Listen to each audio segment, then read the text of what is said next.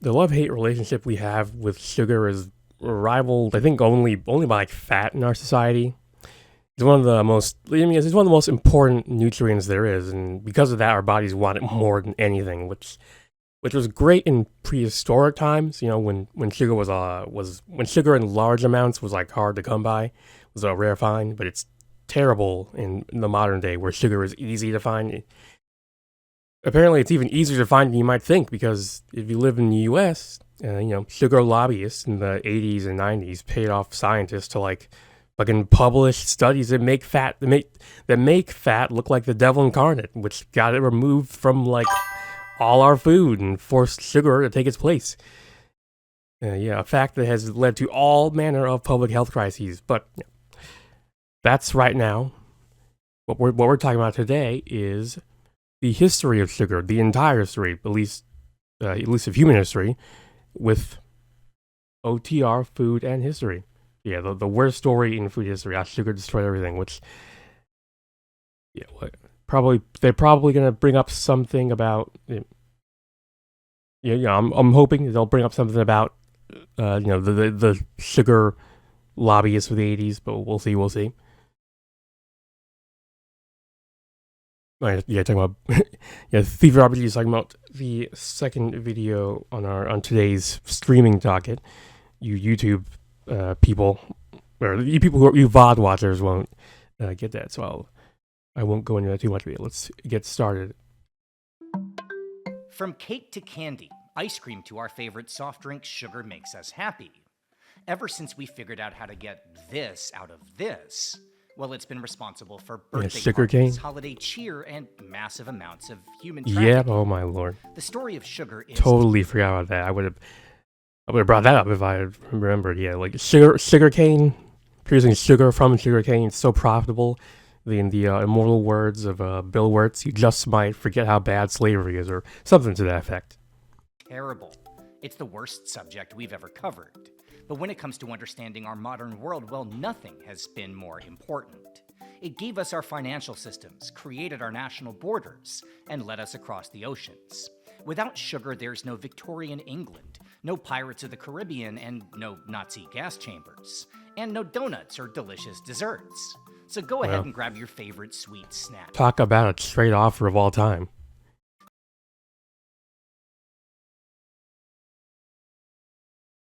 Settle in and get ready for the most depressing story in the history of food. The story of sugar. Today on OTR.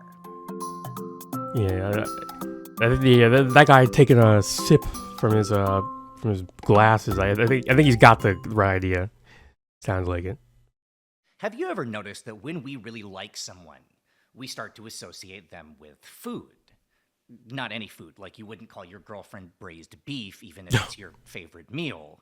It has to be dessert. Anything sweet, sugar, cupcake, muffin, sweetheart, honey bun, whatever. Yeah. Honestly, it's almost reflexive that when something or a person makes us happy, well, we think about sugar. And if that sounds like an exaggeration, well, just turn on the radio and listen out for how many songs are about sweet foods, at least metaphorically. Seriously, it's crazy. And it's not just a modern phenomenon. You can go all the way back to the days of the phonograph, and it's endless. As a matter of fact, we could literally make this the entire video. Yeah, honestly, that's very interesting, because I'm remembering some discourse in like the writing community where people will talk about how different skin colors and whatnot get associated with certain foods and whatnot, and now now that can have certain implications. Very, very interesting. It is a really common thing that people do. Just sit here for an hour listing songs about sweets. And we're not just talking about English. Wherever you are, if you turn on some pop music, there's a good chance you'll hear someone singing about candy, sugar, or the favorite local treat. Now, this might feel surprising, but the truth is it makes complete sense. Music is supposed to trigger an emotion, and since the very beginning of childhood, we're taught to associate sugar with the ultimate happiness. We are Pavlov's dog, and sweets are our reward for pretty much everything. Sugar is what gets us through a tough day. It's our prize for birthdays, our bond at weddings, and our solace when our hearts are broken. Dessert is our incentive for eating our veggies, and if we're sick, well, a spoonful of sugar helps the medicine go down. That's another song, by the way. And when we look back on our favorite memories of holidays, well, sugar is right there. From Christmas cookies to Easter chocolates to the diabetes fest that is Halloween. And again, this is not limited to the West. It's no different in China at the Mid-Autumn Festival or the Muslim world to celebrate the end of Ramadan. But of course, we don't need to wait for special occasions to eat something sweet. Across our entire planet, if you average out the 8.1 billion people, well, we all consume an average of 20 kilograms per year, 44 pounds of pure white sugar. And while my fellow Americans still lead the way, the whole world is addicted to the stuff. From Western Europe to the Middle East, Sub-Saharan Africa to right here in Thailand, where locals knock down as much as 40 kilos of sugar annually, and that's not even including palm sugar. We're just talking about the granulated stuff found in mass-produced snacks and drinks. Oh, yeah. I was thinking this whole time I was thinking it's a lot, even for an entire year, 40 kilos, but then, if you're talking about drinking it from, sodas and other liquid, versions, and I can see how that might, add up over the year. Personally, I've never been a super sweet toothy person. I remember as a kid I would do this thing where I would dip chocolate in ice water because I'd found that doing that makes it less sweet. So I've always been more of a salt person myself. But yeah, not gonna lie, funny I'm listening to this while eating a donut. You're getting it's almost December. You gotta get to your 44 kilos fast if you're not already there. Today, sugar is the world's most widely cultivated crop. 21% of all the agricultural output of the planet is sugarcane, and 1.9 billion tons are produced each year. And what's crazy is that 1.9 billion tons is more than all of the global output of rice and wheat put together. In other words, we eat more sugar each year than our two most essential staples combined, and we don't even need it. Biologically, we get all the sugar we need from rice and wheat, along with pretty much everything else in a normal and healthy diet. Sugar is completely unique in our world of food in that we eat it because we like it, not because we need it.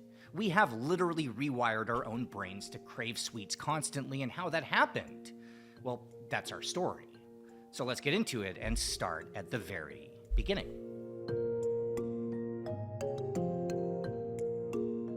Interesting. I guess he covered it by saying that we get similarly to those desert animals that get all their water from the animals they eat. We get all of our sugar normally from the food that we eat. We don't actually need to artificially add it to anything, but we do because it's just that good. Around 10,000 years ago on the South Pacific island of New Guinea, the native people, called the Melanesians, became one of the world's first tribes to settle down, build permanent houses, and start farming. And to supply their new villages, they would domesticate 3 plants endemic to their home island. There were bananas, taro, and something they'd call the pit, what today we know as sugarcane. Now, unlike bananas and taro, the Melanesians didn't actually eat sugar. Instead, they fed the cane to their domesticated pigs, and that would be the extent of the use of sugarcane for much of ancient history. Now, New Guinea was not the only place where sugarcane grew wild. It's a grass, and in nature there were versions all throughout the Asian tropics. But this was the only varietal cultivated and the only one that animals seemed to like to eat. And the reason was a genetic adaptation seen nowhere else in nature. Essentially, when the plant would go through photosynthesis, it would convert sunlight into 2 forms of energy, glucose and fructose, and those molecules would combine into sucrose or sugar. Now, that's not the unique part. Every plant makes sugar. That's what photosynthesis is. But usually it's used right away to make fruits or new leaves or to grow taller. In the case of Saccharum officinarum, New Guinea sugarcane, well, the sugar would be stored away inside segments called internodes, and over time it would build up, within a year almost bursting with a sweet liquid.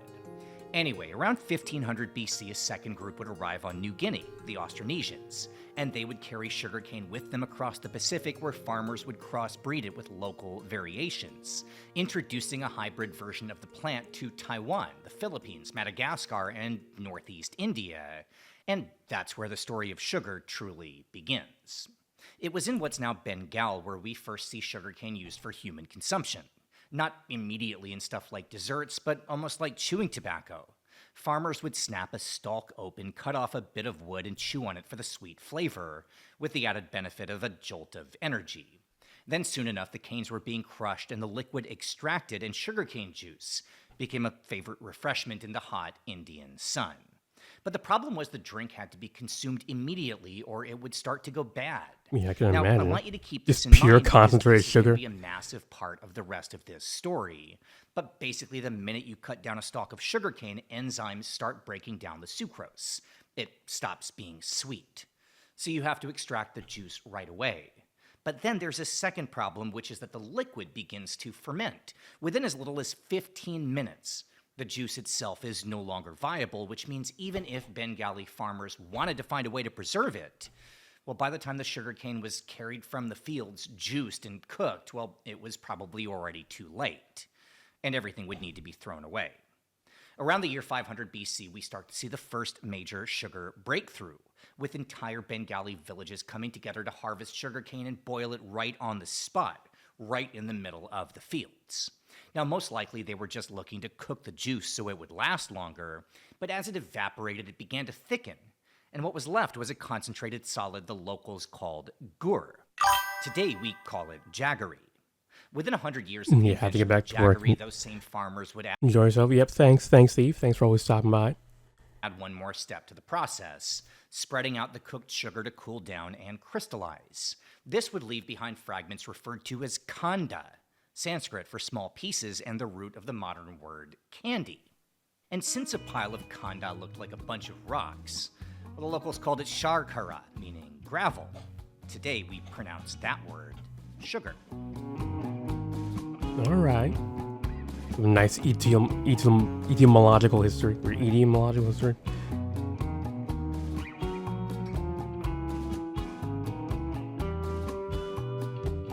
In the early days of sugar production, the Bengalis treated jaggery as a delicacy.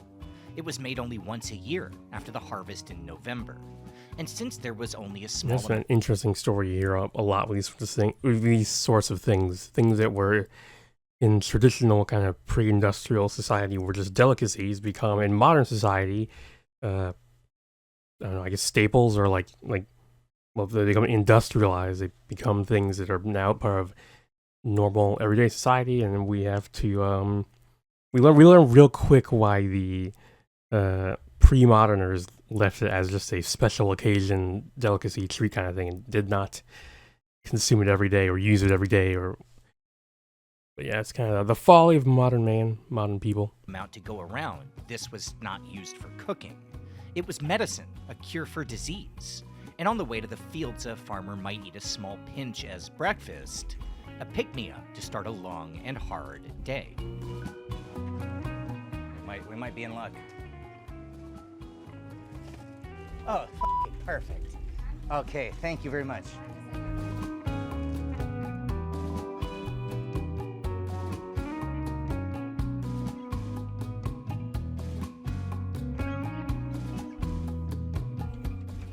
So what we're buying right now, just to kind of walk you through this as I'm paying, I'm not quite sure what our friendly sales agent here at the store is going to think of me, but I guess it's not uncommon for an American to show up and buy 5 different kinds of sugar. We do have a sweet tooth. Thank you.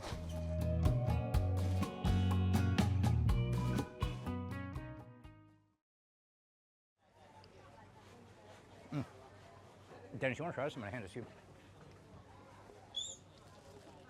So, if you've only ever had kind of pure white refined sugar, it has more of there's more flavor, there's more to it when it's I would just imagine. Pure cane juice boiled down and allowed to harden and not crystallized. This is not crystallized sugar, this is just jaggery. It's very almost like as an American, we would know like maple syrupy.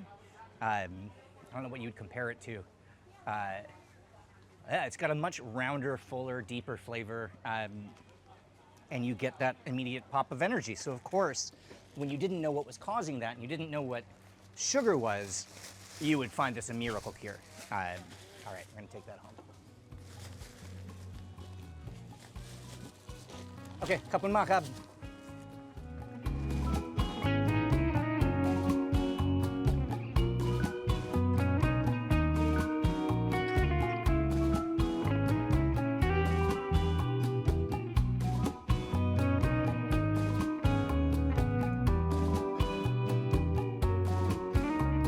Yep, getting to see that extraction of sugar, the sugar juice, I guess. I mean, I'm not sure if I would want to drink that. I already find things like various sodas and other kinds of soft drinks way too sugary for my taste. So maybe the different flavor profile would save it, but that kind of just looks gag-inducing to me. But Around 500 BC, just as the Bengalis were unlocking the secrets of making jaggery, Darius the Great of Persia invaded North India and brought back samples of sugarcane to the Middle East. He'd have it planted in a region that would come to be known as Khuzestan, or the Land of Sugar, and from there the Persians would become the first to at least attempt to sell and profit from refined sugar. But it didn't go well. The only known buyers of Persian sugar were the ancient Romans, who used it as medicine, described in writing by Galen as, and I quote, a laxative of medium quality. And Pliny the Elder would reference cane sugar as a treatment for issues with the bladder. It also seems like the Romans bought at least one shipment of the byproduct of Persian crystallization, a dark and sticky substance that shows up in a Roman import record as malaceus, or knockoff honey. Today we pronounce that word as molasses. And that is basically the extent of the global sugar trade for the first 1,000 years after we started making it into a source of food. Now, to be fair, there were a lot of reasons why in the beginning nobody really cared about sugar. For one thing, we didn't need it. We had honey along with other stuff like sticky rice and sweeteners made from grains like barley, all of which were cheap and accessible, and this brings up another problem, which was that sugar was expensive. The process of making sugar was so difficult and quantities were so small that the Indians didn't even try to sell it, and the Persians wouldn't accept barters. It had to be bought with gold. Nothing else was valuable enough to trade for the sweet crystals. But nobody saw the value in spending that kind of money on a, quote, laxative of medium quality. By the height of the early Silk Road, sugar basically disappears from recorded history, and it might have been forgotten completely if it wasn't for a series of events that were just about to be set in motion, far away to the east. That's an interesting, I guess, prompt for alt history. What if sugar had never been, I guess, industrialized like that? I mean, it'd be nice because it would mean probably little to no transatlantic slave trade. But I imagine there'd be other, maybe, negative externalities, but probably be worth it, honestly. Palace of Tang Dynasty, China.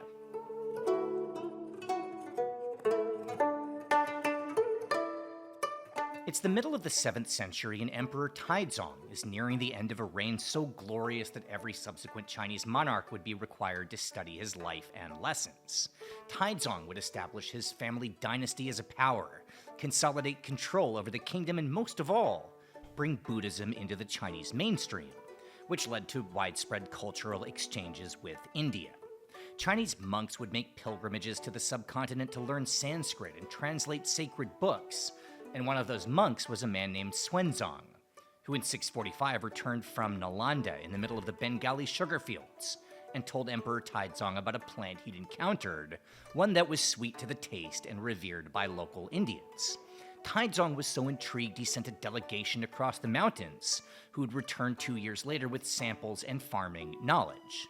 Now, it would take some time before sugar would succeed in China, but eventually in Guangdong and Fujian, the plant would start to grow, and the local workers, well, they would take the production process very seriously. Within the first 200 years after the plant's arrival, Chinese sugar growers had introduced countless advancements in refinement. They started boiling the stalks before crushing to break down cell structure. They added alkaline clay during reduction and strained the mixture through cloth sieves, and the end result was by the 10th century AD, they were making something that didn't look like chunks of gravel, but instead was pretty shockingly close to what we know today. Chinese sugar would enter the Silk Road markets at the same high price. Chinese sugar engineers going off, I guess. Stuff sold by the Persians. But this time, well, to buyers with enough gold, it was worth the investment. Instead of a mediocre laxative, sugar was now a status symbol, made into statues displayed by the rich and powerful, and in China, well, a new export industry would they made sugar statues? To handle the sale and distribution of this new premium product, a trading pier was built in the middle of the sugar fields along the Fujian coast, in a place called Quanzhou near the end of the 11th century. Over time, the port at Quanzhou would start to handle a lot more than sugar. Jade, precious gems, and silks all found their way through the harbor, and within a few decades, 500,000 people called the area home. When Marco Polo arrived in 1292, he would describe Quanzhou as the Alexandria of the East, and Ibn Battuta 50 years later would write that it was simply the best port in the world. And while by then Quanzhou was a center of global commerce, well, sugar was still front and center. Vendors along the docks making sculptures out of melted sugar to sell to kids, and everyone who stopped by had to try the port's specialty, a snack called bakwa, made of pork marinated in sugar and soy sauce, and then dried over a charcoal fire. Quite possibly, the world's first sugary street food.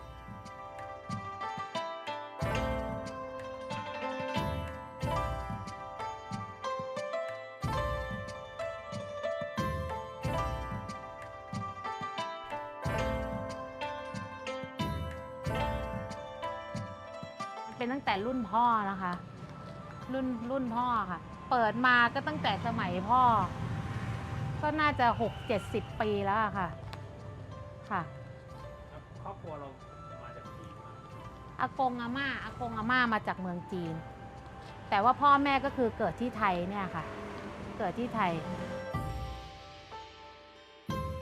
Normally I'm not one for sugary meats, but that does look something that does look very appetizing. So, yeah, I might try it, despite my very restricted palate. It might be a mystery exactly how long Heing Pork Shop has been open, but what isn't a question is that for generations of Bangkok's Hokkien diaspora, well, this place has been making some of the city's best bakwa, along with other southern Chinese pork delicacies.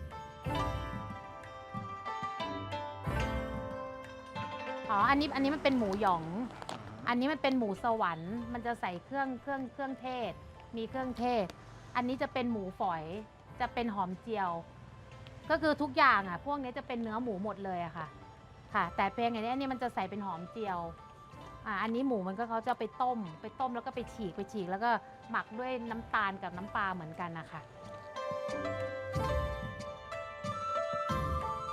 As far as their bakwa goes, the recipe is simple. Slices of pork marinated in sugar, soy sauce, and fish sauce. Then, of course, it's grilled over charcoal. All of the specialties here are ancient. They're all essential to Hokkien identity, and they all use sugar.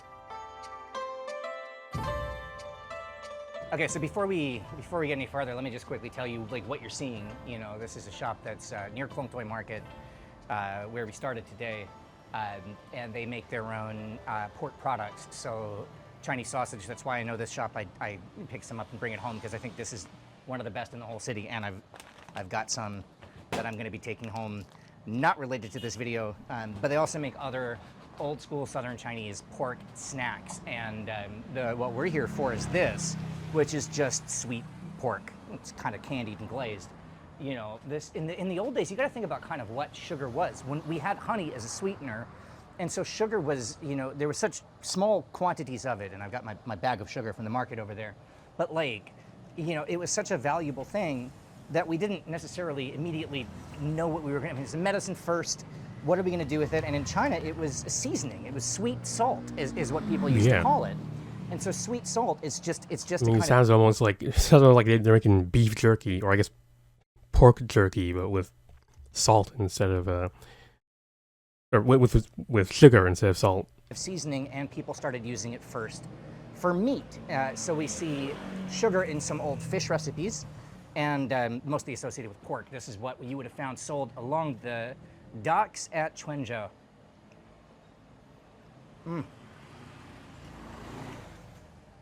Oh, it was so much better than I thought it was going to be. It almost tastes like pemmican, you know? Like, it has that pepperiness. Yeah, I'm definitely a little hungry because seeing that is making me want to try it, which normally like I'm not. Jerky. The sweetness is not overwhelming. This isn't like Okay. candy pork. This is going to be a little bit more like... Yeah, I'm someone who's very easily overwhelmed by sweetness, as I mentioned. So having something that's very lightly sweet, but decidedly sweet, you know, that's appealing. Candied pork, these little shreds of it, but yeah, wow.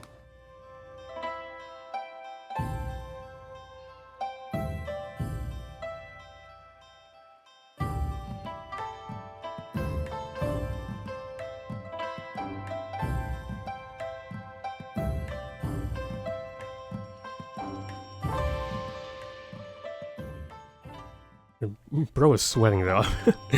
Lord, look at that wet spot. In ancient Persian mythology, the world was once the site of a long battle between good and evil. The good side was represented by a mythical dynasty called the Pishdadians, and the fourth Pishdadian king, known as Jamshid, well, he would be the one to finally expel the darkness and, in the process, create human civilization. This is the origin story of a religion we call Zoroastrianism, and the anniversary of Jamshid's great victory would become the Persian New Year, or Nowruz. Now, according to the legend, on the first day of the very first Nowruz celebration, Jamshid himself was riding his horse through a valley when he saw something auspicious, a tall plant dripping with a sweet and entrancing liquid. He would cut down the stalk and boil the juice into crystals, and thus the Persians would receive the gift of sugar, a present from the gods to symbolize the triumph of the light. The story of Jamshid and the sacred sugar would become popular during the years of the Sasanian Empire, around the 3rd century AD, and that was when we see a tradition begin of honoring the triumph of good versus evil, by making sweets with sugar every New Year holiday, the world's first example of dessert made from sugar. And then the Sasanians would fall, Persia would be invaded, and those desserts were about to become a sensation, which brings us to the next part of this story.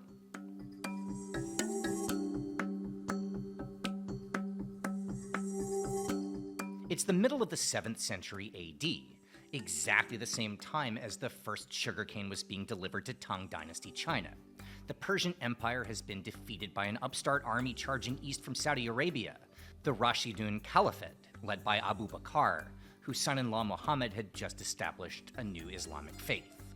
Within 100 years, the Arabs would control a territory stretching from Spain to Central Asia, and wherever they conquered, they'd bring sugarcane and the Persian technique of making sweets. Now, the process of sugar cultivation was still incredibly difficult, and this was not a product meant for the masses. It would be exclusive to sultans and the most esteemed clerics and rulers. Why am I not within surprised? the highest Muslim classes, sugar was beloved. An 8th century poem records the idea that a proper royal meal should start with something savory and then finish with a taste of sweetness, the first reference ever to the concept of dessert. And as for what that dessert could be, well, there were breads coated in confectioner's sugar, an Arabic invention. There was a thick beverage meant as just a tiny sip and made by combining sugar with water, called sharab, or syrup. And for real luxury, you'd combine syrup with rosewater, and this would become julab, today pronounced as julep, as in the official drink of the Kentucky Derby. This is also the root of India's gulab jamun, as Persian desserts popularized by the Arabs would much later catch on in Mughal India, bringing the entire story full circle. But that's not the point. All right. Here's what matters. To get all this sugar, the Arabs started buying from the Chinese. And by the 13th century, Persian Muslim businessmen had taken over control of the famous port of Quanzhou. And if the story of sugar so far seems pretty undramatic, Yeah, that sounds like when it all starts to go crazy. that sounds like the freaking British. Well, okay, not opium wars, but like the British, I guess annexation of or like the British domination of China, like part 0. Crazy. The trigger for 1,000 years of madness. Now, try to follow me because I'm going to run through a whole bunch of wild stuff in a very short amount of time, but basically it goes like this. The Chinese Yuan dynasty did not like the idea of foreign Muslims taking control of a major financial hub. So starting in 1357, China passed a few laws restricting Persian ownership rights. This would trigger an uprising around the port called the Ispa Rebellion, which would last for 9 years and end with the Chinese massacring every foreigner in the city of Quanzhou. The Muslims who managed to escape would flee south and reorganize on the island of Java, where among other things they would bring Islam. As a matter of fact, the first Indonesian sultan ever was descended from those refugees. In China, the Yuan would be so weakened by the long conflict that 2 years after the massacre, they were overthrown, replaced by the Ming, who decided the best way to escape the Yuan's fate was to close China to the outside world. Completely. So in 1371, China shut down the sugar trade, and this meant that hundreds of thousands of Hokkien farmers and processors suddenly had no way to make a living, so they would leave for Southeast Asia. Their new communities would eventually include Malacca, Singapore, Penang, and Phuket, their descendants known as the Peranakan. Now, because the Arabs lost their connection to Chinese sugar, well, they'd start investing in their own plantations, building refineries in today's Egypt, Lebanon, and Syria, and in time they would have enough to service the sultans of the Arab kingdoms. But demand for sugar was spreading beyond the Middle East.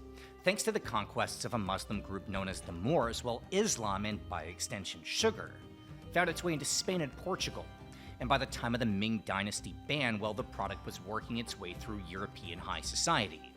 Now, since sugar only grows in hot climates, Europe would have to import its sugar from abroad. They traded gold to the Arabs for sweets, candy, and vials of syrup. From India, buyers would ship in refined crystals along with molasses, and to get a piece of the action, the Venetians, who ran the local spice trade, well, they'd set up small refineries on the islands of Cyprus and Crete. And that's how the sugar economy would work. Until all of a sudden, everything fell apart.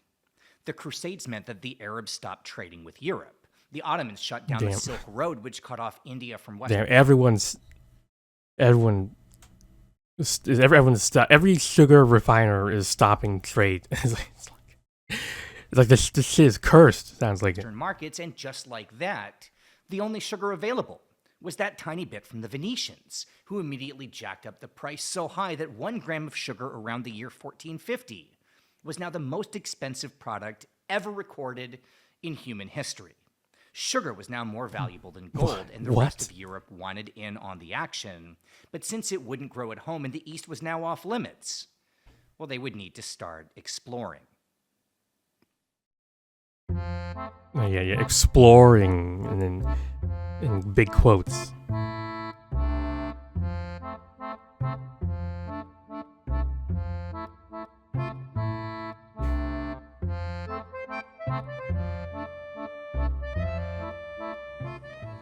so good.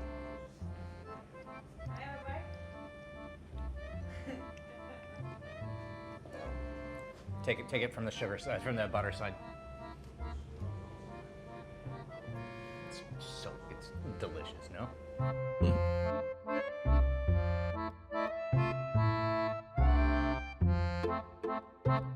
I know in chronological order this is not when we'd take a break for a donut. I mean, that concept doesn't show up until the 19th century, and the stuff served here, well, this is, we'll call it a modern twist on the concept. But since this is a video about sugar, we just figured we'd enjoy one. It's a fucking sugar burger. Ugh. Sweet snack before this story gets fucking terrible.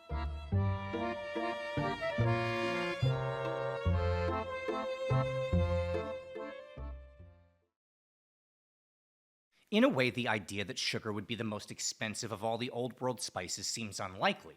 I mean, compared to stuff like nutmeg and saffron, sugarcane was everywhere across the Asian tropics. But the issue with sugar wasn't just supply, it was also production. Every single step, from hacking down the 5-meter-tall reeds, cutting off the razor-sharp leaves and crushing it with a heavy stone roller, to boiling and filtering and reboiling and refiltering, well, all of it had to be done by hand. in hot and humid weather and with no breaks, because if it wasn't done fast, well, everything would go to waste. Farming and refining sugar was a dangerous and backbreaking job. And since the beginning, well, the only way to do it was to force people against their will. The first example of slaves working sugar fields goes all the way back to ancient Bengal, where the farmers who grew sugarcane for jaggery put in a system where the lower caste needed to fill their quotas, or they'd get thrown off the land. The Persians and later the Arabs of the Middle East staffed their sugar operations with prisoners of war, debtors arrested for owing money, and religious captives. And the Venetian sugar farms on Cyprus and Crete, well, they relied on workers taken in raids of Eastern Europe, today's Croatia, Georgia, and Armenia. These would also be the regions where the Turks would find their own sugar processors, and the word slave, well, it just comes from Slav, as in the Slavic people. It's not an exaggeration to say that without forced labor, refined sugar could never have existed. Ever. But at least we're talking about a luxury what a horrible fate that would have been. Product at an extremely small scale. The conditions were awful, but sugar was basically just meant as a showpiece for the richest kings and noblemen. It would be crazy to imagine scaling it up and thinking about mass production. I mean, that would need an almost endless supply of land and more humans to work this brutal job than... Oh, all right. I have a feeling that this is not going to go in a good direction. Okay, that's where we're going to stop for today. It's been almost an hour.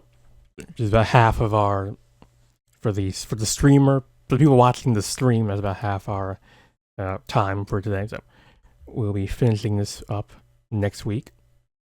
Yeah, interesting. They're very interesting so far. Yeah, was expecting. I mean, yeah, he mentions it at the beginning, but I was expecting to turn to slavery at basically every point, and it was interesting to find that it's basically been slavery since the start. It was just you were enslaving your local people and people you had stolen from local wars, rather than taking random people from a totally different continent and enslaving them on a totally different continent. But yeah. Apparently sugar is like the devil's ingredient or whatever. But yeah, very interesting video. Looking forward to seeing the rest of it. Thanks so much for watching. Consider liking, commenting, maybe even subscribing. And if you're feeling particularly generous and of age in your country of residence, try visiting these links up in the corner. Anyway, here are some more videos to check out, and until next time, take care.